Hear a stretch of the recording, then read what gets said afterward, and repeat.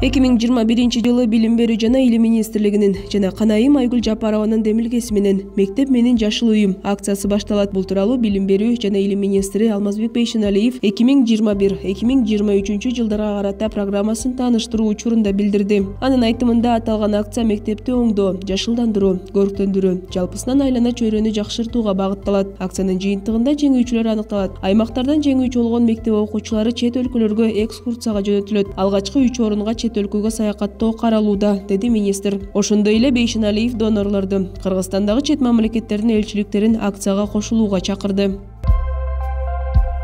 Өкмөт дары-дармекти жана медициналык буюмдарды Кыргызстандан экспорттоого убактылуу тыюу салуу жөнүндө токтом кабыл алды. Ага премьер-министр Улукбек Марипов кол койду. Токтомго ылайык документ күчүнө киргенден тарта 6 айга чейин дары-дармекти, медициналык каражатты Кыргызстандан экспорттоого тыюу салынат. Ошол эле учурда бул токтомду башка өлкөлөргө кабарлап коюу милдети экономика жана финансы министрлигине, тышкы иштер министрлигине, ал эми тышка товар чыгарууну тыкыр көзөмөлдөө милдети мамлекеттик бажы кызматына, мамлекеттик чек ара кызматына жүктөлгөн. Токтом расмий жарыяланган күндө тарта күчүнө кирип, анын аткарылышын көзөмөлдөө өкмөттүн аппаратынын экономика жана инвестициялар бөлүмүнө тапшырылды.